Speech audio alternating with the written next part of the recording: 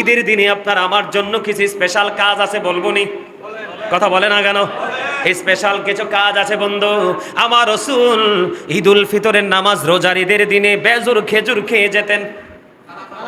তাহলে আমরাও বেজর খেজুর খেয়ে ঈদগাহের দিকে যাব, ঠিক কিনা বলেন? আমার রাসূল রোজার ঈদের নামাজ না খেয়ে পড়তেন না, আর কুরবানির ঈদের নামাজ শেষ না করে কোনো কিছুই তিনি খেতেন না। জোরে জোরে কন্যা সুবহানাল্লাহ। বন্ধুরে আমার, ও বন্ধু, ঈদের দিন আমরা কি করব? আল্লাহ রাসূলের যে সুন্নাহ সেটা আমরা পালন করব। ও বন্ধু, ঈদুল ফিতরের দিনে আমরা বেজর সংখ্যক খেজুর খাবো, উত্তম রূপে গোসল করব।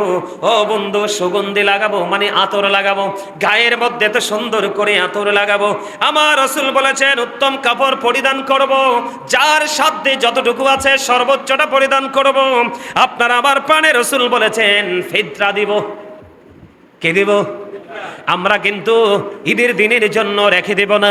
আমি আপনাদেরকে বলে দেই, আপনারা অনেকেই কিন্তু রমজান মাসে, আমি কিন্তু হাফেজ সাহেবকে খবর নিছি, আমার মুসল্লিরা বাসায় বাসায় দোয়া ফরাইছিনি, হুজুর ফরাইতেছে। আপনারা বিশ্বাস করেন নি? জিগান হাফেজ সাহেব রে, কথা কয় না কেন? কারণ আপনার ঘরে একটা দোয়া পড়াবেন, 700 দোয়ার সমান সওয়াব পাবেন। বাঁচলে না 700টা পড়াতেন? আপনি রমজান মাসে একটা কোরআন খতম পড়াবেন, 700 কোরআন খতমের সওয়াব পাবেন। এই জন্য জিজ্ঞেস করেন হাফেজ সাহেবকে, হাফেজ সাহেব আমার মুসল্লিরা ঠিক আছে নি? কয় হুজুর আছে। আমিন কয় না কেন? আরো জোরে কন। ও বন্ধু, এই জন্য আমি আপনাদেরকে আবারও মনে করিয়ে দিলাম, আপনার আমার প্রাণের রাসূল তিনি বলে দিয়েছেন আমরা ফিতরা দিব। ফিতরা থেকে বাঁচা যাবে না। ফিতরা থেকে বন্ধু দূরে থাকবেন না। আপনার নাবালক বাচ্চাটার পর্যন্ত ফিতরা আদায় করতে হবে। ঈদের নামাজের পূর্বে যত দান করবেন, চাই 1 থেকে 700 গুণ পর্যন্ত বেড়ে যাবে সওয়াব। আর ঈদের নামাজের পরে যখন দান করবেন, তখন কিন্তু এটা আগের সাধারণ দানের মতো হয়ে যাবে। গতকালকে রাত্র প্রায় 1টা বাজবে, আমার নেত্রকোনাতে আমার এক ভক্ত আছে, অনেক বড় বিজনেসম্যান। তো ওনার সাথে হাদিয়া নিয়ে লেনদেন নিয়ে মজা করে কথা বলছিলাম। এবার বলতেছে লাকমিয়া ভাই, এবার বলতেছে কয় হুজুর যদি পারি রোজাই দিব, নাইলে ঈদের পরে দিব। আমি কই না না, ঈদের পরের পক্ষে আমি না রে, কারণ আমার প্রিয় মানুষ, আমি চাই না রমজানের স্পেশাল সওয়াব থেকে দূরে থাকুক। আমি চাই রোজার মধ্যে আমার কাছে হাদিয়া পৌঁছাক। আমিন কোন? আরো জোরে কোন, আর একটু মহব্বতে, আরো জোরে। এইটা আমার মুসল্লিদের মধ্যেও সেটা থাকতে হবে। আপনার তৌফিক নাই, আপনি দিন না, আমি আপনাকে প্রেসার ক্রিয়েট করব না, কিন্তু তৌফিক আছে, আপনি কৃপণতা করবেন না। ও বন্ধু, কৃপণ মানুষের কত ভয়ঙ্কর পরিণতি হবে হাসরের দিনে, এটা আপনি কল্পনাও করতে পারবেন না। অহংকারী মানুষের কত ভয়ঙ্কর পরিণতি হবে, এটা আপনি কল্পনাও করতে পারবেন না। এই জন্য আল্লাহর হাবিব জানিয়ে দিয়েছেন, সরকারে মদিনা, তোমরা কি করো, ঈদের নামাজের আগে তোমরা সাদাকুল ফিতর আদায় করে নাও। জোরে জোরে কন্যা সুবহানাল্লাহ। আল্লাহর হাবিব তিনি বলেছেন আনন্দ খুশি প্রকাশ করো, সাধ্য অনুযায়ী অধিক পরিমাণে দান সদকা করো, এবং ফজরের নামাজটা তোমার গোত্রের মসজিদে আদায় করো। এটা হলো মুস্তাহাব। সুবহানাল্লাহ বলে না কেন? আর জোরে। আপনাদের গোত্রের মসজিদ কোনটা? কথা কয় না কেন?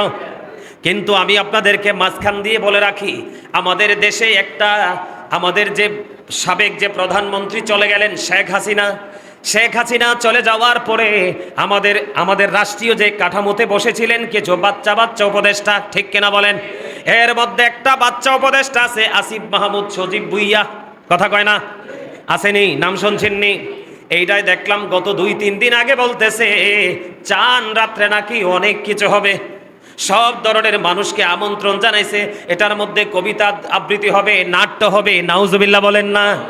ওমা আসতে কেন নাউজুবিল্লাহ? আপনারা বলেন, আজকে আমার তারাবি শেষ হলো, কালকে ঈদুল ফিতরের নামাজ, আমি তো এখনো জানি না আমার রোজা কবুল হয়েছে কিনা। আমি আপনাদেরকে বলে দেই, আপনার আবার সমাজে ওই আসিফ মাহমুদ সজীব ভুইয়ার মতো আপনার সমাজের মধ্যেও কিছু নোংরা মানুষ থাকতে পারে। ও বন্ধু, চান রাত্রি যেটাকে বলা হয়, আমি এটাকে চান রাত্রি বলি না, আমি ব্যক্তিগতভাবে বলি এটা হলো অত্যন্ত চিন্তিত হওয়ার একটা রাত। আমি আপনাদেরকে বলে দেই, আপনি যদি ইনশিওর করে বলতে পারেন, আপনি যদি এনশিওর করে বলতে পারেন হুজুর আমার রোজা কবুল হয়ে গেছে, আমার রাত তারাবি কবুল হয়ে গেছে, আমার ইফতারি সেহরি কবুল হয়ে গেছে, তাহলে আপনি আনন্দ করেন, আমার কোনো আপত্তি নেই। কিন্তু যদি আপনার কাছে নিখুঁত এই তত্ত্ব না থাকে, আপনি কোন যুক্তিতে আনন্দ করবেন? ঠিক কিনা বলেন? আরো জোরে বলেন। আমার কথা কি অযৌক্তিক? সম্মানিত উপস্থিতি, আমাদের দিনে মানুষ মনে করে রোজা শেষ হয়ে গেছে তো আমি আগের মতো নতুন পাখা গজিয়ে ফেললাম, সকল নোংরামি আমার জন্য বৈধ হয়ে গেল। না না না বন্ধু, আমাদের দেশে চাঁদ রাত্রি যেটাকে আমরা বলি, রোজা যেদিন শেষ তারাবি যেদিন শেষ, ও বন্ধু সেই রাত্রিতে আতশবাজি ফুটানো হয়, এটা ইহুদিদের কাজ। আমি আপনাদেরকে বলে দেই, এই যে আতশবাজি ফুটানো হয়, যে আতশবাজি ফুজায় যে বাবা টাকা দেয় বা মা টাকা দেয়, এই বাবা মা অপরাধী হবে, যে আতশবাজি নিয়ে এসেছেন সেও অপরাধী হবে। এবং বন্ধু, যেই দোকানদারে আতশগুলো বাজিগুলো বিক্রি করে, এগুলো বন্ধুই দোকানদার পর্যন্ত অপরাধী হবে, এগুলো টোটাল হারাম। কারণ মুসলমানের আনন্দ উৎসব হলো ইবাদতের মাধ্যমে, ইহুদি নাসারার কালচারের মাধ্যমে নয়। এই জন্য আল্লাহ রাব্বুল আলামিন পবিত্র কালামে হাকিমে বলে দিয়েছেন, উইদ্দাত লিল কাফিরিন, কাফেরদের জন্য আমি জাহান্নাম বানিয়েছি। আর ইমানদারকে আল্লাহ বলেছেন, ইন্নাল কাফিরিনা কানু লাকুম আদুওয়াম মুবিনা। আল্লাহ বলেছেন, the heretics are the eternal enemy of the believers.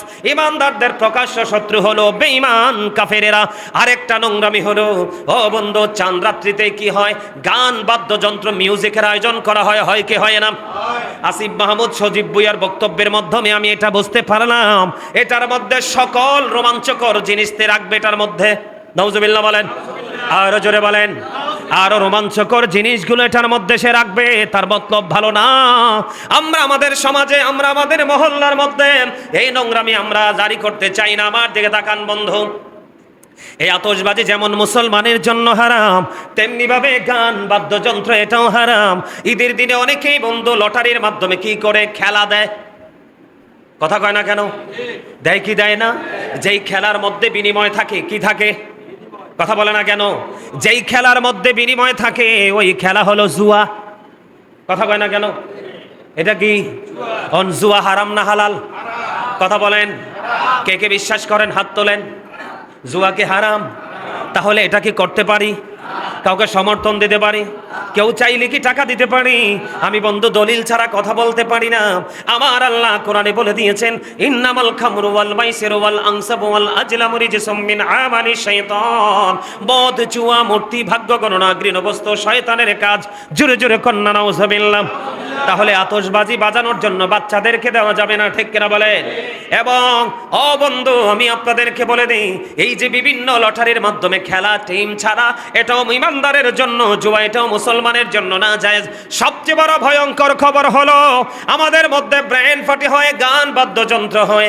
আল্লাহর প্রিয় হাবিব সরকারে মদিনা তিনি বন্ধু বলে দিয়েছেন, মাঠের মধ্যে পানি দিলে যেমনি ফসল জন্ম হয়, ঠিক তেমনি ভাবে গান বাদ্যযন্ত্রের মাধ্যমে মানুষের কলবের মধ্যে নোংরামি তৈরি হয়। জোরে জোরে কন্যা নাউজুবিল্লাহ। আরো জোরে বলেন। আল্লাহর হাবিব সরকারে মদিনা তিনি বলে দিয়েছেন, গানের আসরে যাওয়া পাপী লোকের কাজ, মন দিয়ে গান শোনা ফাসেকদের কাজ। আর গান শোনার পরে যে বলবে ও ফ্যান্টাস্টিক, ভেরি নাইস, মানে অনেক মজা, অনেক সুন্দর, বলে কি বলে না? আল্লাহর হাবিব বললেন সে যেন কুফরি করে ফেললো। জোরে কন্যা নাউজুবিল্লাহ। আরো ভয়ঙ্কর খবর হলো, আপনার আবার প্রাণের রাসূল তিনি বলে দিয়েছেন, ও বন্ধু, প্রত্যেকটা মুসলমান সেটা তার মাইন্ডে সেট আপ দেওয়া দরকার। আপনার আবার প্রাণের রাসূল বন্ধু তিনি বলে দিয়েছেন, বলবো রাগ হবেন? আরো জোরে বলেন। বিশেষ করে যুবক বন্ধু, আমি তোমাদেরকে মিন করে বলছি, তোমরা ভালো করে শোনো, কারণ আজকে বাবা হওনি, কালকে বাবা হবে। যেদিন তুমি বাবা হবে, সেদিন যেদিন তোমার পুত্র সন্তান অপরাধ করবে, যেই অপরাধ তোমার বাবাকে কষ্ট দিবে, সেই দিন তুমি বুঝতে পারবে তোমার কষ্টটা তোমার বাবার হৃদয়টাকে কতটুকু ক্ষতবিক্ষত করেছিল, ঠিক কিনা বলেন? আপনার আমার প্রাণের রাসূল বলেছেন, কিয়ামতের পূর্বক্ষণে এক শ্রেণীর মানুষ, তাদের এমন অবস্থা হবে, ও বন্ধু, তাদের চেহারাটা বিকৃত হয়ে যাবে, মাটির মধ্যে তাদেরকে গ্রথিতকরণ করা হবে। ইয়া রাসূলুল্লাহ, তারা কি তাওহীদ মানবে না? নবীজি বললেন হ্যাঁ, তারা তাওহীদ মানবে। রাসূল বললেন তারা কি রিসালাত মানবে না? রাসূল বললেন হ্যাঁ, তারা রিসালাতও মানবে। তার মানে লা ইলাহা ইল্লাল্লাহ এটাকে তারা সমর্থন করবে। মুহাম্মদুর রাসূলুল্লাহ সাল্লাল্লাহু আলাইহি ওয়াসাল্লাম এই সেন্টেন্সটা, এই অংশটাকেও তারা সমর্থন করবে। আল্লাহ রাসূল বলেছেন তারা শুধু এখানে ক্ষান্ত থাকবে না। রাসূল বলেছেন ওয়া ইয়াসুমুন ওয়া ইয়াহুজ্জুন ওয়া ইউসাল্লুন। আমার রাসূল বলেছেন তারা নামাজ পড়বে, করবে, তারা হজও করবে, তারা রোজাও রাখবে, তারা আল্লাহ মানবে, তারা রসুলও মানবে। ইয়া রাসূলুল্লাহ, ইয়া হাবিবাল্লাহ, নবী গো, তারা এত কিছু মানার পরেও কি তাদের এই সাজাটা বহাল থাকবে? রসুল বললেন হ্যাঁ হ্যাঁ, তাদের এই সাজালটা বহাল থাকবে। কেন গো নবী? কারণ তারা গান বাদ্যযন্ত্রের আসর বসাবে, নোংরা শব্দ দ্বারা যে গান লেখা হয়েছে এই গান বাজানো হবে, এটার সাথে বন্ধ ডোল, তবলা, বেহালা, তানপুরা, সেতরা, রোলিন, একতারা, অসংখ্য মিউজিকের নাম হাদিস শরীফের মধ্যে এসেছে। ওই মিউজিকগুলো তারা অ্যাড করবে, অ্যাড করে করে গানের আসরের মধ্যে তারা বন্ধ মদের আসর বসাবে। এই কারণে তারা আল্লাহ মানার পরেও, রসুল মানার পরেও, নামাজ পড়ার পরেও, রোজা রাখার পরেও, হজ করার পরেও তাদের এই দুই ভয়ঙ্কর সাজা তাদের জন্য কন্টিনিউ বহাল থাকবে। জোরে জোরে বলেন না নাউজুবিল্লাহ। তাহলে গান বাদ্যযন্ত্র, আতশবাজি, এসব নোংরামি, লটারির মাধ্যমে খেলা দেওয়া, এইটা মুমিনের জন্য ঈদ? নাকি রমজান শেষ হচ্ছে আর চিন্তা তার তত গভীর হচ্ছে, আল্লাহ গো আমি রোজা তো পার করে ফেললাম, কবুল হলো কিনা? এইটা মুমিন কোনটা? যিনি অনেক গভীর চিন্তায় বিভোর হয়ে আছে উনি হলেন কি? মুমিন, ঠিক কিনা বলেন? আরো জোরে বলেন। আল্লাহ রসুল শেষ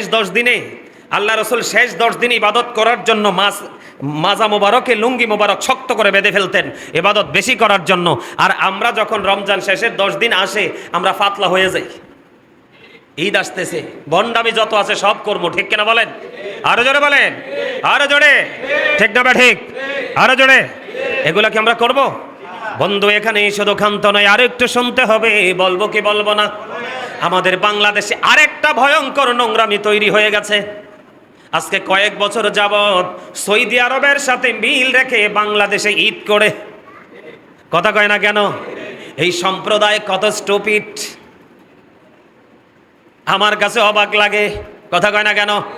সাহারি খায় বাংলাদেশের ঘড়ি দেখে, ইফতার করে বাংলাদেশের ঘড়ি দেখে। কথা কয় না? ফজর পড়ে বাংলাদেশের ঘড়ি দেখে, তারাবি পড়ে বাংলাদেশের ঘড়ি দেখে, জুম্মার নামাজ আদায় করে বাংলাদেশের ঘড়ি থেকে, রমজান শুরুও করলো বন্ধু বাংলাদেশের আকাশ দেখে। আমি আপনাদেরকে বলি ও বন্ধু, বাংলাদেশে থেকে সৌদি আরবের সাথে মিল রেখে রোজা রাখা এই দেশের মানুষ তথা অন্যান্য দেশের মানুষের জন্য টোটাল হারাম। নাউজুবিল্লাহ কয় না দি? কথা কয় না কি? এখন বাংলাদেশে কয়টা বাজে? 1:10 বাজে। কয়টা? কথা বলে না কেন? যেমন আমি আপনাকে বলি, আমাদের দেশে আমরা মাগরিবের আজান দিলে নামাজ পড়ব, লন্ডনের মাটিতে তারা জোহরের নামাজ পড়বে। কথা কয় না কেন? আরে জোরে, কথা কয় না? আমরা এখানে ফজরের নামাজ পড়ব, আর ওইখানে বন্ধু আমেরিকার মাটিতে তারা সন্ধ্যার নামাজ পড়বে। কথা কয় না কেন? আরো জোরে। প্রত্যেকটা দেশের সাথে কয়েক ঘন্টার ডিস্টেন্স আছে। হাদিস শরীফের ভাষা হলো, আল্লাহ রসুলের ভাষা হলো, চাঁদ দেখি তোমরা রমজানে রোজা রাখো, আবার চাঁদ দেখেই তোমরা রোজা ভাঙ্গো। কথা কয় না কেন? সত্যিকারের মুমিন, সত্যিকারের মুসলমানের কাজ হলো বাংলাদেশের আকাশে কখন চাঁদ দেখা গেল তখন তোমরা কি করবে? ও বন্ধু, বাংলাদেশের আকারে চাঁদ দেখলে তোমরা তারাবি এবং রাত্রে সাহারি খাবে, পরের দিন রোজা। আবার বাংলাদেশের আকাশে যখন শাওয়ালের চাঁদ উঠবে তখন তোমরা পরের দিন ঈদুল ফিতরের নামাজ পড়বে। জোরে কন্যা সুবহানাল্লাহ। তাহলে আমাদের মধ্যে, এই বাংলাদেশের মধ্যে যারা এই অন্যায়গুলো করতেছে তারা টোটাল হারাম কাজ করতেছে। নাউজুবিল্লাহ বলেন। আপনারা বলেন, এই যে ঈদের নামাজ যারা পড়তেছে সৌদির সাথে মিল করে, তারা কি বন্ধু ইমাম সাহেবকে নামাজ পড়ায় না? কথা বলে না কেন? ঈদের জামাতটা তো একজন ইমামই পড়ায়। এই জন্য আমি আপনাদেরকে বলি, ইমাম দিয়ে শুধু জান্নাত উদ্বোধন করবে না, ইমাম দিয়ে জাহান্নাম উদ্বোধন হবে। আপনাকে বুঝতে হবে ইমাম কোন জাতের। কথা কয় না? যেটা 8 টাকার তারাবির কথা কয়, এটার কি জাত ভালো? কথা কয় না কেন? এটার জাত বালানি। কথা কয় না কেন? আরো জোরে। অন্যজনকে খাওয়াইলে কয় বেদাত, আমারে খাওয়াইলে এটা ঠিক দাঁত। এটা কি জাত বালা ইমাম? এটা ভালো জাতের ইমাম না। এই জন্য আল্লাহ রাসূল বলেছেন, যোগ্য দক্ষ টেকসই ইমামের পিছনে নামাজ পড়ো, তাহলে দুনিয়াতে আখিরাতে তোমার কোনো ক্লান্তি আসবে না, ভোগান্তিতে পড়তে হবে না। দুনিয়া যেমন শান্তিময় হবে, আখিরাতটা আরো বড় প্রেমময় হবে। কারণ দুনিয়ার শান্তি দুনিয়ার মানুষ চুরি করতে চায়, আখিরাতের শান্তি পৃথিবীর কেউ চুরি করার ক্ষমতা নাই। ঠিক না বেঠি? তাহলে আমরা কি করব না? ও বন্ধু, সৌদির সাথে মিল করে কি করব না? তারাবি পড়ব, হব না। সৌদি তো আমেরিকাতে আমেরিকার ঘাঁটি বানাইয়া মুসলমানকে ধ্বংস করার চেষ্টা করতেছে, তাইলে সৌদির সাথে মিল রেখে তো বাংলাদেশে একটা ঘাঁটি দেওয়ার দরকার। কথা কয় না কেন? দরকার না? এই তো আপনারা চালাক মানুষ, ইউ আর ভেরি ইন্টেলিজেন্ট। আলহামদুলিল্লাহ বলেন আর জোরে। কথা ঠিক না ঠিক? আল্লাহ রাসূল কি আমাদেরকে সৌদি দেখাই গেছে না কোরআন হাদিস? আর জোরে বলেন আর জোরে। টাকাটা ফুরিয়ে যাচ্ছে, শেষ হয়ে যাচ্ছে, এটা বিলীন হয়ে যাচ্ছে। আমাদের দেশে অনেক মানুষ আছে, আছেন এরকম, সামর্থ্য থাকার পরেও কিন্তু কুরবানি দেয় না, আছে না নাই? যার সামর্থ্য আছে কিন্তু তুমি কুরবানি দিচ্ছ না, আল্লাহ রাসূল বলেছেন তুমি ঈদগাহের ময়দানে যাওয়ার কোনো দরকার নেই। নাউজুবিল্লাহ বলেন। এখানে আল্লাহ রাসূল কি খুশি না বেজার? তো আল্লাহ রাসূল বেজার হইলে আল্লাহ কি খুশি? কথা বলেন, মন দিয়ে কথা শুনতে হবে। জাকাতের ক্ষেত্রে আপনার নেশাব পরিমাণ সম্পদের মালিক হতে হয়, কিন্তু কুরবানির ক্ষেত্রে ওই রকম হওয়া লাগে না, যে নির্দিষ্ট যে সময়, যে 1 বছর সম্পদটা নিজ মালিকানায় থাকতে হবে, তারপরে আমার উপরে হুকুম হবে, এটা কিন্তু বিষয় না। এখন বর্তমানে আমাদের দেশে 52.5 ভরি রূপার মালিক ম্যাক্সিমাম লোক।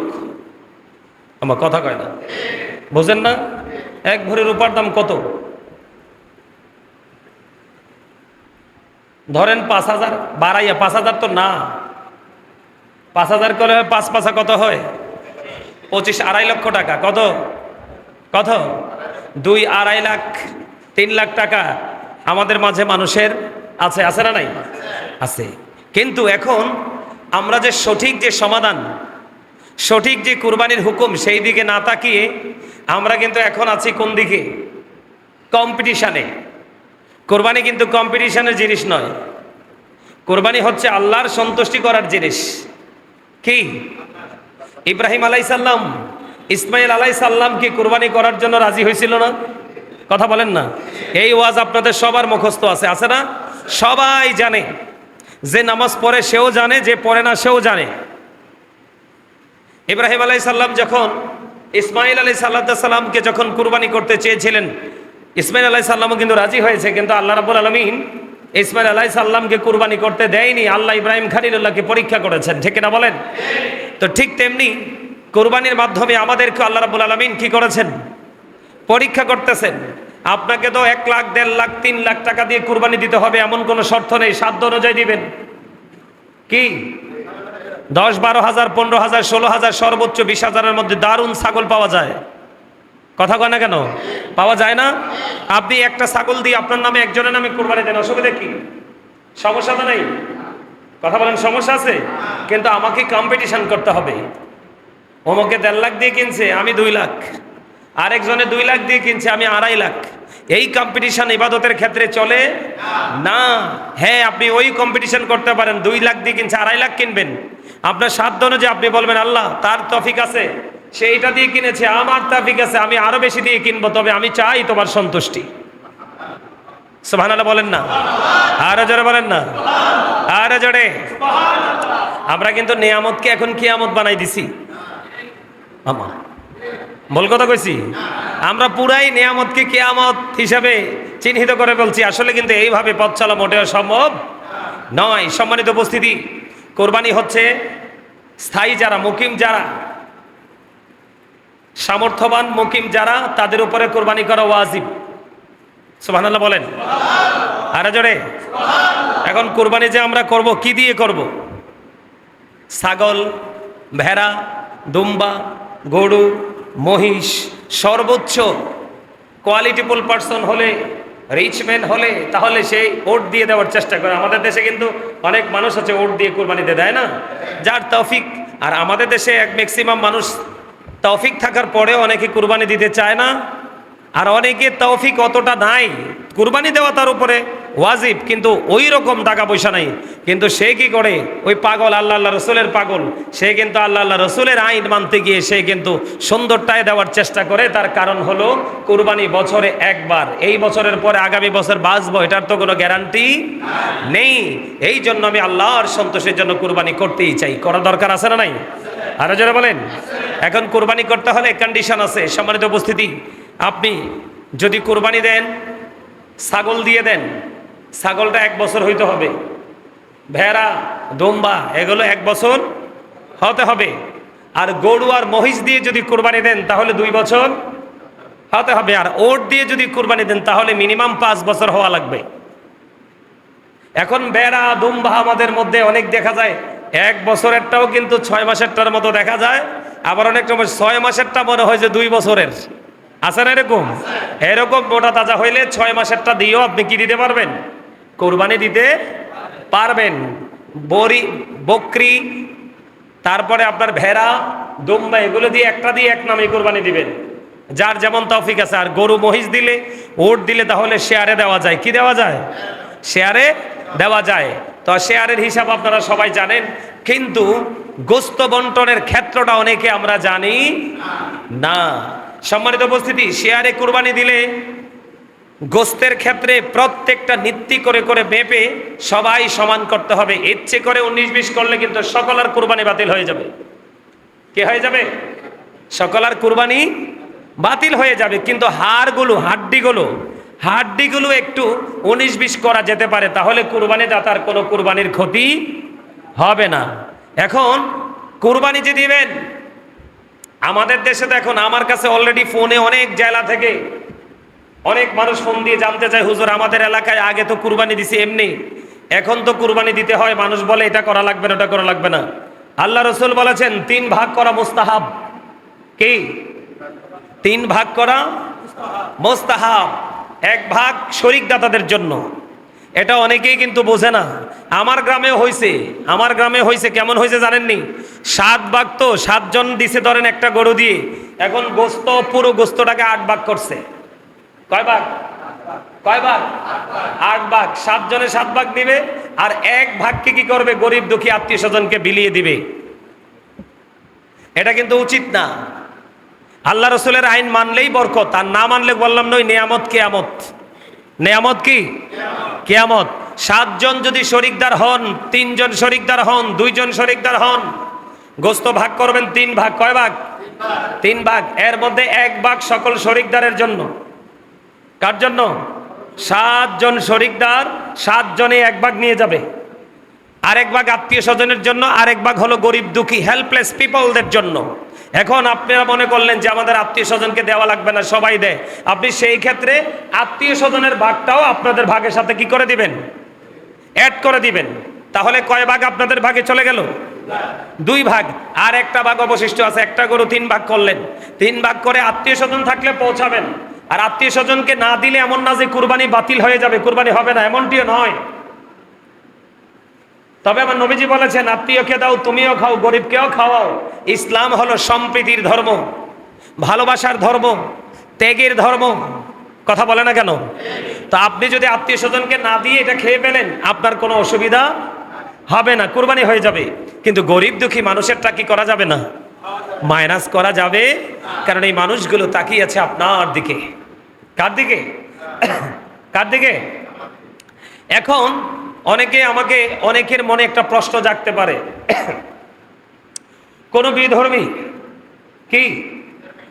বিধর্মী যদি আপনার কাছে কুরবানির পশুর গোস্ত খেতে চায়, আপনি তাকেও দিতে পারবেন, কোনো সমস্যা নাই, কোনো অসুবিধা নেই, সেও খেতে পারবে। সম্মানিত উপস্থিতি, আরেকটা বিষয় হলো, কুরবানির পশু জবাই করা, গোস্ত বন্টন করা, চামড়া ছিলা, মানে প্রক্রিয়াটা করার ক্ষেত্রে অনেকেই কিন্তু গোস্ত দিয়ে তার মজুরি দিয়ে দেয়। গোস্ত দিয়ে তার মজুরি দেওয়া যাবে? গোস্ত আপনার মন চাইলে তাকে একটু দিয়ে দিবেন খুশি হয়ে, কিন্তু তার পারিশ্রমিক দিতে হবে আলাদা করে। অনেকে চামড়া দিয়ে দেয়, তুমি নিয়ে যাও। না না, এটাও করা যাবে না। এই যে চামড়াটা, চামড়াটা আপনি সকল যেই শরিকদার আছে তারা যদি মনে করে পশুর চামড়াটাকে প্রক্রিয়া করে তারা ইউজ করবে, ব্যবহার করবে, এটা তারা করতে পারবে। আর যদি বলেন আমরা ইউজ করব না, আমরা বিক্রি করব, বিক্রি করার পরে 1 টাকা আসুক আর 1 পয়সা আসুক, এটা গরিবের হক হয়ে যায়। এটা গরিব দুঃখী অসহায় মানুষকে বিলিয়ে দিতে হবে। কথা বুঝে আসছে? কথা বলেন। আর একটা কথা হলো, পশু জবাই যে করবেন, পশুকে কষ্ট দেওয়া যাবে না। কি করা যাবে না? পশুকে কষ্ট দেওয়া যাবে না। জীবন্ত অবস্থায় তাকে টেনে হেঁচড়ে কষ্ট দিয়ে এক জায়গা থেকে আরেক জায়গায় স্থানান্তর করা যাবে না। আর পশুকে ধোতা ছুরি, যেটা বাংলা আমরা আঞ্চলিক ভাষায় বলি, কুমিল্লার মানুষ বোতা বা ধোতা, কি যে অনেক কি করতে হয়, অনেক কষ্ট দিয়ে তাকে জবাই করতে হয়, এরকম না, অনেক বেশি ধারালো ছুরি দিয়ে তাকে কি করতে হবে, জবাই করতে হবে। কি করতে হবে, এগুলো আপনাদেরকে মনে রাখতে হবে। এখন আসেন, যে হুজুর আমরা যে কুরবানি দিব, কুরবানির ক্ষেত্রে পশু হতে হবে নিখুঁত। কি নিখুঁত বুঝেননি? কথা কয় না। এটা হতে হবে একবারে ত্রুটিমুক্ত, মোটা তাজা হ্যান্ডসাম। মানুষকে বলে না যে প্রিন্স বা হিরো, বলে না? আমার কথা কয় না, সহজে বুঝনের লেগে কইছি আর কি। কথা কয় না কেন? বুড়া হোক জোয়ান হোক, মানুষে কয় না এই যে এই লোকটা খুব স্মার্ট, বলে না? হ্যান্ডসাম, হিরো, প্রিন্স, স্পেশাল কিছু শব্দ ইউজ করা হয়, হয় না? ঠিক কুরবানির ক্ষেত্রে সবগুলো পশুর মধ্য থেকে যেটা স্মার্ট, যেটা হ্যান্ডসাম, যেটা পশুদের মধ্যে প্রিন্স, এই রকমটা কেনার জন্য কম্পিটিশন করবেন। আর মনে মনে চিন্তা থাকবে আল্লাহর কাছে, আল্লাহ যাই হোক, যতই পরিশ্রম হোক, সবটার বিনিময় আমি তোমার সন্তুষ্টি চাই, এবং আমার পশু যেন কোরবানিটা যেন তোমার দরবারে সহজে কবুল হয়। কিন্তু সুদের টাকা দিয়ে কোরবানি দিলে কোরবানি আদায় হবে, কিন্তু কোরবানির রেজাল্ট পাওয়া যাবে না। পরের হক মারা টাকা দিয়ে কোরবানি দিলে কোরবানি আদায় হবে, যে আমি কোরবানি দিছি এটা বলতে পারবেন। ওই হাজি সাহেবদের মতো আরাফার ময়দানে যখন হাজি সাহেবরা শেষ করেছে, লাব্বাইক আল্লাহুম্মা লাব্বাইক, বলে না?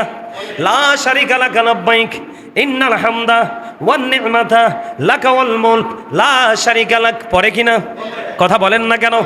আরাফার ময়দানে যখন ও বন্ধু হাজি সাহেবেরা চলে যাবে, লাব্বাইক আল্লাহুম্মা লাব্বাইক বলতে থাকবে, আল্লাহ রাব্বুল আলামিন ফেরেশতাকে বলবে, ও ফেরেশতারা, সারা জীবন গরিব দুঃখী রক্ত চষে তারা হজ করতে এসেছে, এই হজ গ্রহণযোগ্য হয়নি, এই পুরো প্রক্রিয়াটাকে প্যাকেট করো। পুরো প্রক্রিয়াটাকে প্যাকেট করে তার মুখের উপর নিক্ষেপ করা হয়, যাও যাও যাও, তুমি যেই দেশ থেকে এসেছো সেই দেশে তোমার হজ তুমি ফিরিয়ে নিয়ে যাও, এই হজ মালিকের দরবারে কবুল হয়নি। ঠিক তেমনি ভাবে এই দুনিয়ার বুকে বাংলার জমিনে অসংখ্য মানুষ আছে বন্ধু, সুদের টাকা দিয়ে, হারাম টাকা দিয়ে, পরের হক মারা টাকা দিয়ে আল্লাহর হুকুম পালন করতে চায়, আল্লাহর অর্ডার পালন করতে চায়, জাস্ট ফর্মালিটি মেনটেন করেছে, তার মানে করেছে শুধু বলতে পারবে, কিন্তু এটা থেকে সে কোনোভাবেই বেনিফিশিয়ারি হতে পারবে না। সেটার কারণ হলো আল্লাহ রাব্বুল আলামিন, আল্লাহর হাবিব জানিয়ে দিয়েছেন, লা তুকবালু সালাতুম বিগাইরি তুহুর ওয়ালা সাদাকাতুম মিন গুলুল, পবিত্রতা ছাড়া ইবাদত কবুল হয় না, হালাল টাকা ছাড়া কোনো দান সাদকা, কোনো কুরবানিও মালিক কবুল করে না। জোরে জোরে বলুন না একবার নাউজুবিল্লাহ। খারাপ লাগছে? কার কার কাছে খারাপ লাগছে? হাত তুললে তো লাগছিল একজনে।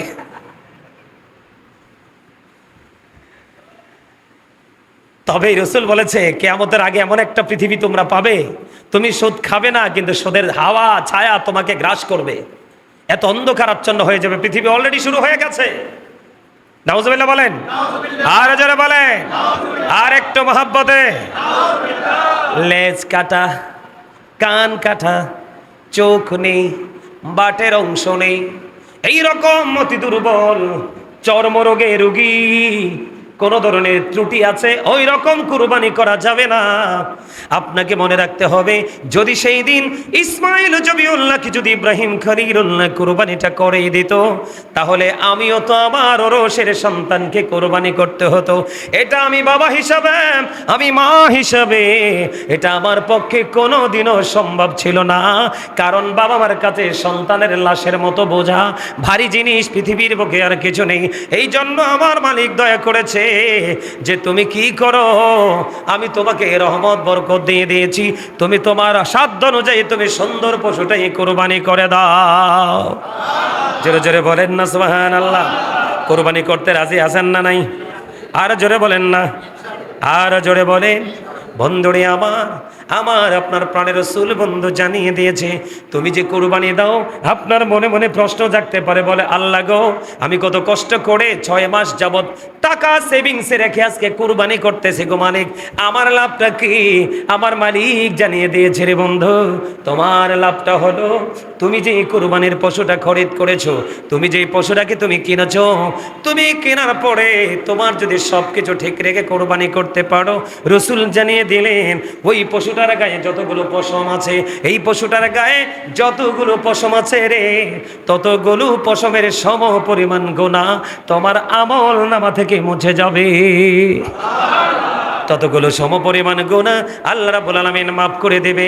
এখন আপনি মনে করতে পারেন, ওট মহিষ গরুর তুলনায় বকরি বেড়া দুম্বা তো দেব ছোট, এদের ভেতরে কি রে? আমার রাসূল জানিয়ে দিয়েছেন, এইগুলো যদি কুরবানি করো তোমার ওই পশমের সমপরিমাণ গুনাহ আমলনামা থেকে মুক্ত হয়ে যাবে। ওমা সুবহানাল্লাহ, আসতে হইল যে বাপ রে বাপ, এমন ভাবে সুবহানাল্লাহ কইছেন মন হয় যে আমল নামায় কোনো গুনাহই নাই। কথা কয় না কেন? এরকম লাগছে না? এই মিয়া, সবের আমল নামা পুরা গুনাহ। বলে হুজুর কেমনে? জিনা লাইনুন নজরু, চোখের জিনা হলো দেখা। কয়টা জনে ঘর থেকে বের হলে রাস্তায় ভালো জিনিস দেখেন বলেন তো? আছে ভালো জিনিস? আরে জোরে কয় না কেন? আছে। ম্যাক্সিমাম নোংরা জিনিস চোখে পড়ে। কথা কয় না কেন? মহিলার দিকে তাকানোর দরকার নাই তো, এখনকার ফুলাফাইন যে ফ্যান পরে, যেই জিনিস দেখা যায় এই জিনিস দেখা আরেকজনের চোখ দিয়ে, এটাও জিনা। কথা কয় না কেন? আরো জোরে। কারণ হেতে তো ফুঙ্গট, হেতে সিরা ফ্যান ফিনছে আরেকজনের দেহানের লাই। হেতে রে আল্লাহ কইছে যে সুন্দর করে ফ্যান পরো, হেতে এত সুটটা ফ্যান ফিনছে, এতে সামনে দিয়া পিছন দিয়া দুই দিক দিয়ে এতে লজ্জাস্থান দেখা যেত। আরেকবার চোখের কামে তো সাউন্ড। কথা কয় না কেন? চোখের কাম কি? চোখের কাজ কি? দেখা। তো আপনি যে অর্ধলঙ্গ হয়ে হাঁটছেন, চোখ তো দেখতেছে, আপনি তো অপরাধী। আমাকে অপরাধী করছেন কেন? এটির জন্য আমরা সবাই দায়ী, আমাদের সবাইকে সচেতন হতে হবে। সম্মানিত উপস্থিতি, আমাদের আমল নামা ভরপুর গুনাহ নেক নাই। এজন্য আমাদেরকে অত্যন্ত সেন্সিটিভ ভাবে সচেতনতার সাথে এই মাত্র সুযোগ সামনেই কুরবানি করে আল্লাহ নিয়ে আমাদেরকে গুনাহ থেকে মুক্ত হওয়ার সুযোগ দিয়ে সবাই বলেন আমিন। আর যারা বলেন না আমিন, আর একটু মহব্বতে বলেন আমিন। বন্ধুরে আমার, আপনি আমি যে কুরবানি দেই, কুরবানি পশুর গোশত বা রক্ত আল্লাহর নিকট পৌঁছে না, তার নিকট পৌঁছে যায় আপনার আমার তাকওয়া। সুবহানাল্লাহ বলেন না কেন? নিশ্চয়ই তাকওয়ার অর্থ বুঝছেন? কথা বলে না কেন? তাকওয়া মানে হলো ভয়, আতঙ্কিত হওয়া। আপনি পশুটা তো কিনে নিলেন, আল্লাহ গো আমার জানি কোনো ত্রুটি হয়েছিনি, কোনো ভুল জানি হয়েছিনি, কোনো ভুলের কারণে না জানি আমার কুরবানি বাতিল হয়ে যায়। এই ধরনের তাকওয়াটাই আল্লাহর কাছে গ্রহণযোগ্য। পশুর গোশত আল্লাহর দরবারে গ্রহণযোগ্য হয় না। জোরে জোরে কন্যা একবার সুবহানাল্লাহ। বন্ধুরে আমার আপনার প্রাণের রাসূল তিনি বলে দিয়েছেন, তাকওয়া খোদা প্রীতি এই দুটো আল্লাহর দরবারে পৌঁছে যায়। এই জন্য আপনাকে আমাকে অত্যন্ত চমৎকার ভাবে তাকওয়া নিয়ে বন্ধু কুরবানিটা করতে হবে। জোরে জোরে বলেন না সুবহানাল্লাহ। আমার রাসূল এই জন্য বলে দিয়েছেন, যার সামর্থ্য আছে রে, যার শক্তি আছে, যার তৌফিক আছে, সব কিছু থাকার পরেও তুমি কুরবানি করলে না, আল্লাহর হুকুম তুমি পালন করলে না, আমার রাসূল জানিয়ে দিলেন সে যেন ঈদগাহের নিকটবর্তী না হয়। জোরে জোরে একবার বলেন না নাউজুবিল্লাহ, আর একটু জোরে জোরে বলেন না নাউজুবিল্লাহ। বন্ধুরে আমার, ও বন্ধু, আমার রাসূল বলেছেন কিয়ামতের দিন আল্লাহ তাআলা কুরবানির পশু তার শিং, খুর, পশম সমূহ সব উপস্থিত করবেন। জোরে জোরে কন্যা সুবহানাল্লাহ। কুরবানি